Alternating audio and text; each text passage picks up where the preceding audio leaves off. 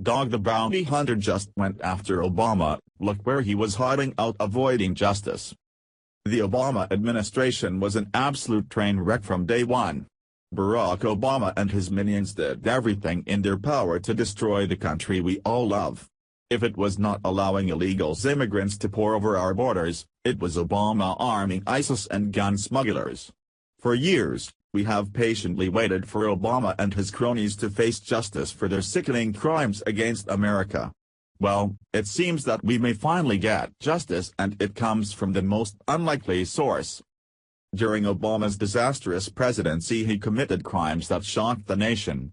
Never before in recent history have we witnessed a president with such a blatant disregard for the Constitution and the rule of law.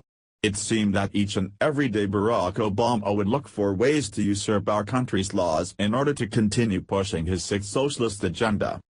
However, one of the most egregious acts Obama pushed on the American people was the catch and release program. This program literally undercut our law enforcement and put thousands of American lives at risk. Which is why Wayne Dog the bounty hunter Chapman and his wife Beth are going after Obama.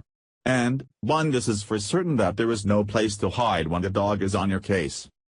In a rare interview, reporter Lee Stranahan had a chance to sit down and talk with Dog the bounty hunter and his wife Beth in Washington, D.C. Stranahan spoke to the Chapmans about the insane regulations that Obama and his corrupt Justice Department put in place for law enforcement.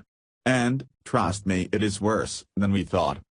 Beth states in the interview that essentially the Justice Department threw the rule book right out the window.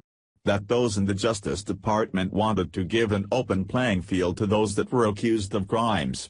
Basically, when one was charged with a crime, they are given a promise to appear notice instead of actual bail. Essentially, they are arrested, brought in, fingerprinted, and then released back into the community. It sounds insane, right? Here is more of the interview. Here is an excerpt from this exclusive interview. Stranahan, when you're talking about this bail reform movement, what it means, and of course stop me if I'm wrong and tell me if I'm exaggerating, but it means in some cases criminals are being brought in and put right back on the street. Beth, within minutes. Dog, within minutes. Beth, literally the police officers are still inside doing paperwork when the perpetrator is basically let out the door. Dog, alleged perpetrator. Beth, okay, alleged. Stranahan, and so when we're talking about the dismantlement of law and order under Obama, this is what I'm talking about. Beth, yeah.